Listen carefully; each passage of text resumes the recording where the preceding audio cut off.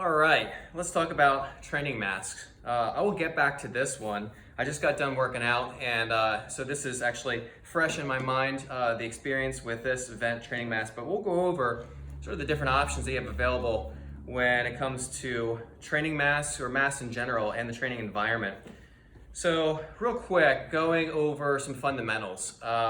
When we talk about N numbers, okay, if you're not too familiar with N95, N99, N80, all those types of different numbers, if you're not familiar with that, all that really relates to is the efficiency of the mask at filtering out particulates, and it's based on a percentage basis. So this particular mask over here, which I actually picked up from Colonial Subaru, great people by the way over there if you're in the market for a car. This is a really well done homemade mask, and the material itself is relatively breathable. This is a great extended use type of a mask. This is what I would probably consider maybe about an N75, N80 type mask. I mean, it's not as scientific as something like as this, the N99 or N95 mask rather, but this is pretty good, especially from a comfort level. The pros and cons of a mask like this is that you can wear it, it's breathable. I was doing my warm-ups in something like this, and it was really comfortable, okay? And it's gonna filter out a lot of the air that's gonna be coming into your lungs as well as the expired air that's going out. So this is a great mask option. If you already have one of these, you can definitely wear this into a training environment and it's worthwhile. Like I said, if I was to guess, and I don't have a lab result on something like this, but I'm thinking it's probably about an N80, N75, N80, maybe N85. So this is a really good mask.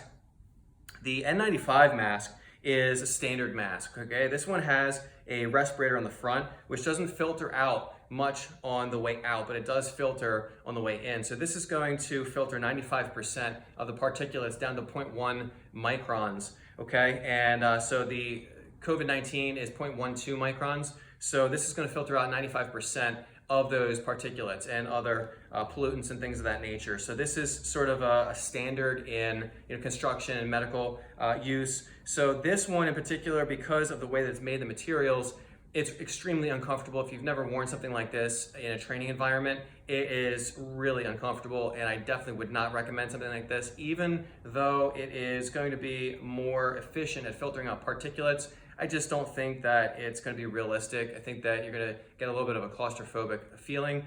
Maybe some of the other ones that have more of a conical shape, that is maybe going to be a better option. But the fabric ones like this, I just don't think are going to be great in a training environment. By the way, hat tip to Dr. Todd Srensky of Westside Wellness, who came over today, and we were talking about respirators on N95 masks. So thanks for that. Okay, so this is, I just got this in a couple days ago. It's the first day that I had a chance to really kind of look it over and see what it was all about, test it out in a training environment, and I do like it. There's a couple of pros and cons which we'll go over. First of all, it's made with a sort of a neoprene fabric on the side. It hooks together with Velcro on the back, so it's a one size fits most. And these holes over here for your ears. You could probably even see some indentations around my nose.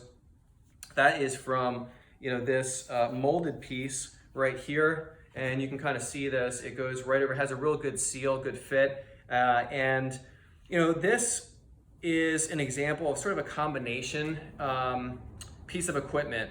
If you're familiar with altitude masks or training masks before the whole COVID-19 issue, these were worn by athletes a lot in order to reduce the amount of airflow that is going back and forth, okay? Especially the amount of air that's coming in. And it's actually been scientifically proven to increase your respiratory output and your efficiency and your power by about 15% or so across the board. A couple different measures. I'll send over the reports if you want, some science based on that. But absent of a filter, okay, the mask itself, reducing the amount of airflow, is a really interesting byproduct of wearing this mask. It's consider it like a weight belt or a kettlebell or a barbell, a thing like that. So it's essentially like a training device or a training tool, something that will help you get a desired result at the end of the day. And that's irrespective of the filtration capabilities of the mask itself.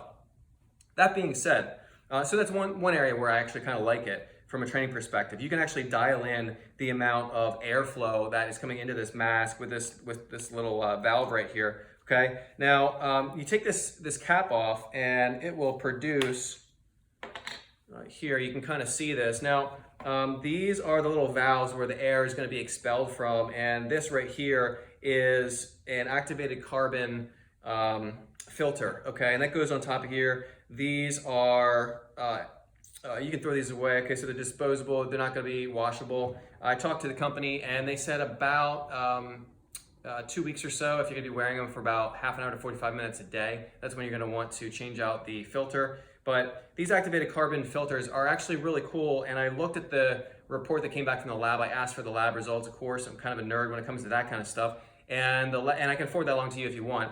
The lab test results that came back indicated that these filters are efficient up to 99.3% down to 0.1 microns, so they're actually more efficient than your N95 masks.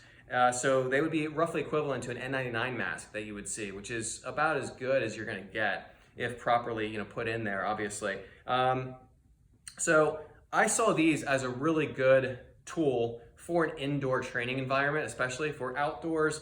It's up to you. It's a comfort level. If you want to wear something, like this or anything else outdoors, I don't think it's really necessary, as long as you have good social distancing. But indoors, if you're not quite sure about the free flow of air, the filtration capability of something like this is a really attractive design feature of this. And the fact that you can actually dial up or dial down the airflow that's coming in and out of the mask. I thought that was a really cool thing as well. The comfort level, it's pretty good. I mean, realistically, if you're gonna be training in any way that you're gonna be covering up or reducing the amount of air that is gonna be exchanged back and forth, if you're gonna reduce that down, then there's gonna be less comfort associated with that, no matter what.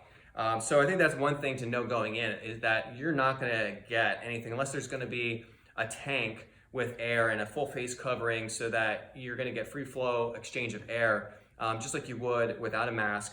You're gonna have reduced air volume going back and forth into your lungs in a training environment. Okay, so that's one thing to know going in. There isn't gonna be an option that is going to simulate the exact same type of environment that you're gonna get without a mask.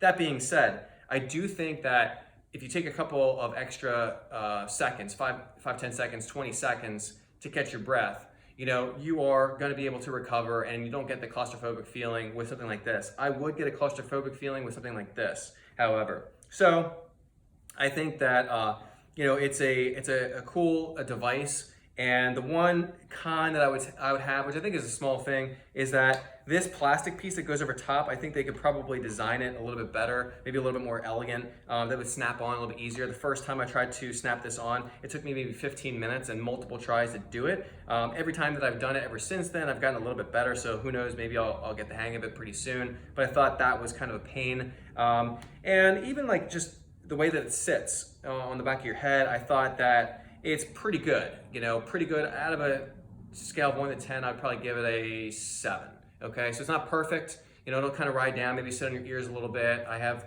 kind of big ears, but overall, I would say the mask itself with the filtration capabilities, I think is the best tool for an environment like a gym, okay? That being said, if you don't want to go with this is going to be a little bit more pricey. I think it's maybe 60 or 70 bucks for something like this, and the filters themselves, maybe a couple bucks a piece. But if you don't want to go this option as a training device, then I would go for something like this, because it's going to give you a little bit more comfort. It is going to be very efficient at filtering out both the air that's going in and the air that's going out, but the comfort factor is really going to be pretty high. So if you have any questions, feel free to reach out to us anytime. We'll help guide you through the whole maze of the mask options if you don't really have one that you like, and we'll go from there. All right, thanks for watching. We'll see you soon.